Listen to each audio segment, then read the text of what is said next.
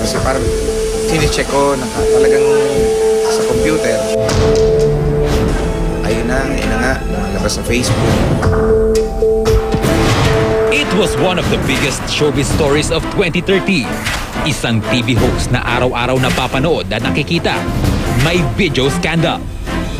Pinag-usapan, pinagpiestahan, inulan ng batikos, at hinusgahan. Ang taong nasa gitna ng kontrobersiya, ang komedyanteng si Wally Bayola. 5 buwan matapos masangkot sa naturang kontrobersiya, matapang na humarap si Wally sa Star Talk upang ikwento ang pinagdaanan niyang pagsubok. Gabi ng September 1, 2013, nang unang pumutok sa social media ang balitang may sex video di umano ang komedyante. Kaagad na kumilos si Wally upang pigilan ang pagkalat ng video.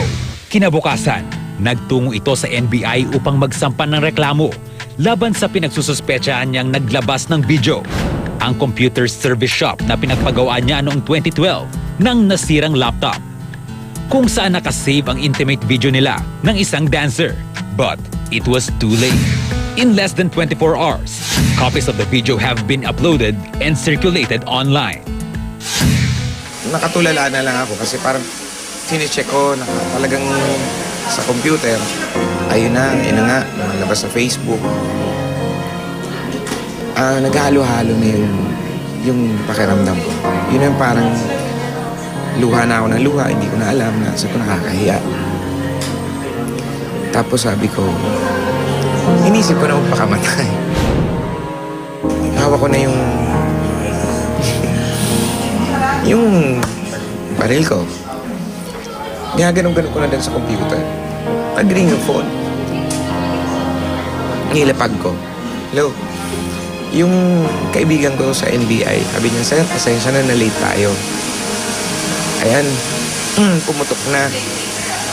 Sabi ko, ano tayong magagawa eh. Tinanay kong tawagan si Jose. Pero, nagri-ring lang. Tinext ko. Sabi ko, Jose, kausapin mo ako. Sabi ko, pero ang plano ko parang magti-thank you lang. Sumagot siya, bakit? Ano nangyari? Yun nga, sinabi ko sa kanya, sakto rin na parang magti-thank you na rin ako sa kanya that time. Hindi ko na rin matandaan kung ano nang pinagsasabi ko sa kanya. Basta ang pumukaw lang sa akin yung parang nagalit siya na ano ang pinag-iisip mo? Parang isang pagkakamali na nga ganyan pa gagawin. Sabi ni Jose, puntahan mo yung anak mo. Kailangan ka na anak mo yun. Ang tinutukoy ni Jose ay si Rian, ang may sakit na anak ni Wally na confined noon sa ospital. Ang 17 anyos na dalaga ay nakikipaglaban hanggang ngayon sa sakit na leukemia.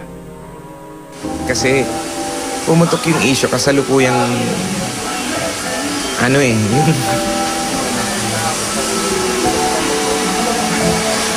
dali.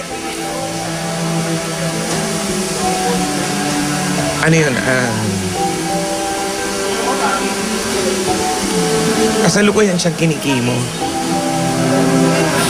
Tapos, makasabi na yun, makasalita ni Jose na gano'n, napuntahan ko yung anak ko. Alam mo yung parang anak ako na sumunod sa tatay na gano'n na takot. Pababa ko ng phone ko, pumunta na ako ng St. Luke's, pinuntahan ko agad yung anak ko. Sabi nung asawa ko, Rian, may sasabihin si papa mo. Anak, mayroon akong ganyan. Kumalat sa internet at sa trending na yun. Tahimik yung anak ko. Sabi lang na anak ko, ko papa, sira ulo ka talaga. Pero wala akong magagawa. Mahal kita eh, tatay kita eh. Tapos, halika nga. Hawak kami ng kamay, tatlo. Hagawak-hawak kami ng kamay. Tatlo, nagdasal kami. Actually, yung anak ko lang yung nag-lead ng prayer. Tapos, habang nagdadasal, doon ako umiyak. Malaking pasalamat ko kasi yung family ko, hindi ako parang nagalit, hindi sila nagalit sa akin. Yung parang ano eh,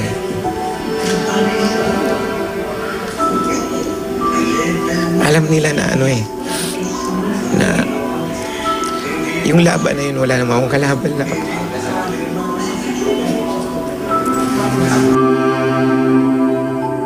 Hanggang hindi sila guminto.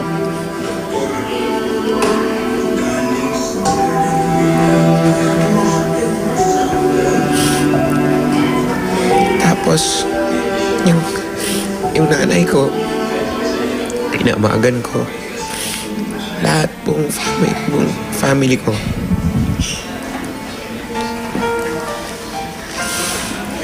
Ano, hindi nila ako iniwan.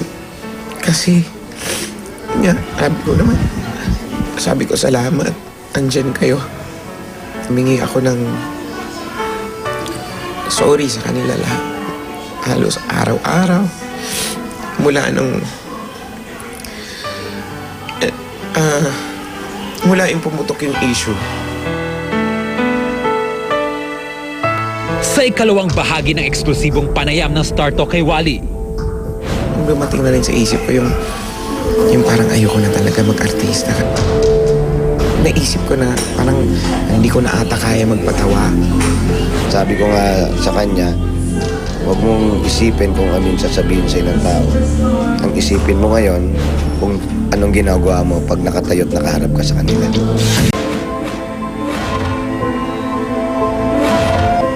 Ganun nangyari sa akin. Araw-araw nakakakulong lang ako sa kwarto. Wala akong kinakausap. Kasi nga, nahiya ako.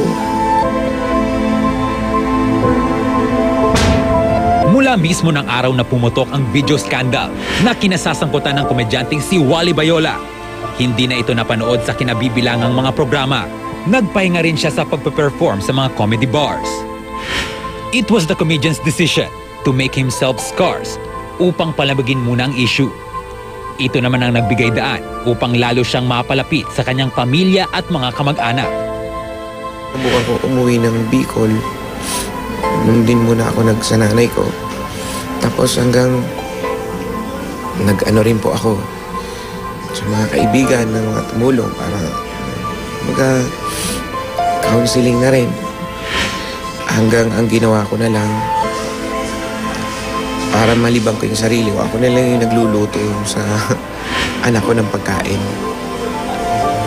Dun sa may sakit ko anak. Yun lang yung naging routine ko. Madaling araw, mamamalengke, tapos magluluto na ako ng pagkain ng anak ko. Tapos papahatid na namin sa ospital. Kung dumating na rin sa isip ko yung parang ayoko na talaga mag-artista kasi hindi ko na kaya. Naisip ko na parang hindi ko na ata kaya magpatawa. Parang ganun eh. Kasi hindi seryoso na ako sa bahay. Nakita ko rin yung sarili ko na mangyayari. Pag naiisip ko yun, yung parang buwabalik lahat na nakayuko ulit ako na parang ayoko makipag-usap sa tao. But the house bills have started to pile up. Ramdam na rin ng mga anak niya ang kakulangan ng gastusin sa pang-araw-araw nilang pangangailangan. Tapos ikimo ng anak ko. Doon siya talagang tumatagal sa ospital at yun po ang mas magastos kasi sasalinan po siya ng dugo, sasalinan ng platelet. Yung anak ko nagtatanong, may pampakimo pa po tayo. Kami naman mag-asawa, meron, sige. Yung panganay ko is parang nag-giveaway na muna. Hindi na muna siya nag-aaral. Sa college, tumigil siya eh. Talaga hindi pala talaga to basta-basta. So yun na rin ang nag-ano sa akin na nag-push na mag-ano ulit, tumayo ka ulit. Nagpa siya ang komedyante na kalimutan ang hiya at maglakas loob na bumalik sa trabaho. Na-advise nila. Lalo-lalo na isa sa mga naging instrumento sa pagbabalik ko si Jose na siya yung nagpupush sa akin. Huwag kang mawala ng tiwala sa sarili mo. Parang gano'n. Isipin mo yung anak mo. Kailangan yan pagpagamot. Hanggang pumilit ako, nakiusap ako kay Mama Lu na sabi ko baka pwede po akong mag-circo of clowns muna.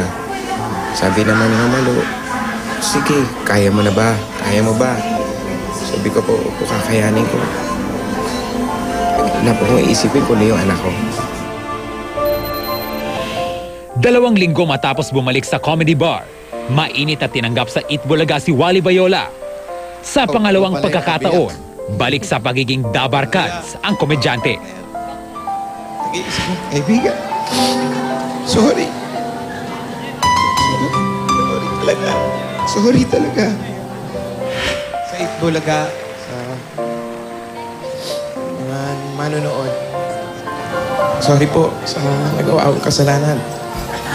Sana ibigay niya po ako ng isang pagkakataon para may ayos ko po ang buhay ko. Patawad po sa inyo po lahat. Sorry po. Anak ko na natuwa sila, sabi niya, natutuwa ako, Papa, nakita na ulit kita sa TV. Alaming ganun. Tapos, sabi ko nga sa anak ko, oo, salamat tayo, nakabalik ako sa trabaho. Tapos sabi ko, promise ko sa'yo, sa June, mag-aaral ka ulit. Promise ko yan sa'yo. Mag-enroll ka ulit. Tapos sabi niya, basta galingan mo lang pa. Marami naman na nakakapansing hindi pa nagbabalik ang dating sigla ni Wally sa Itbulaga. Naaalangan pa rin ako kasi siyempre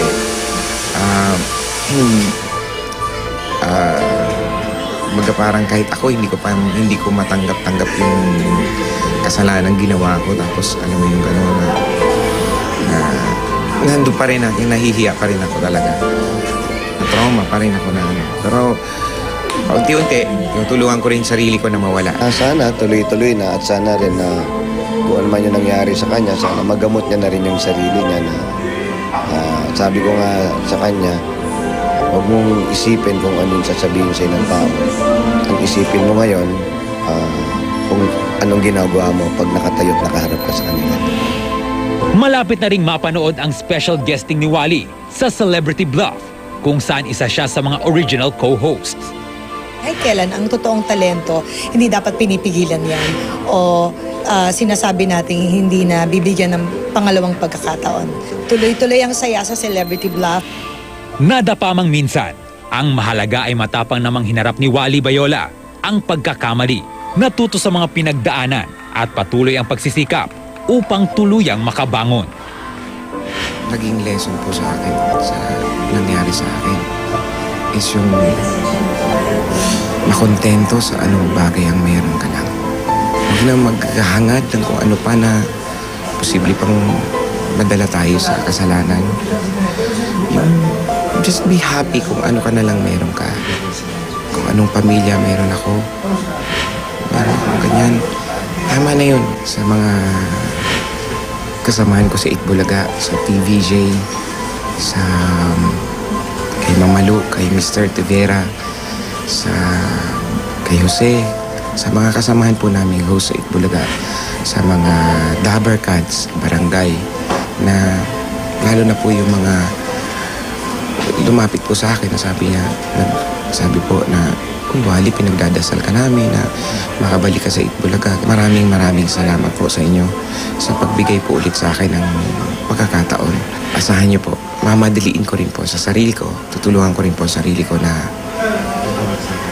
maibalik ko po ulit yung kung ano pong sigla at ano pong pagbibigay ko pong kasiyahan ng dati pong nagagawa ko po sa inyo. At muli po, sorry po at pasensya na po sa nangyari.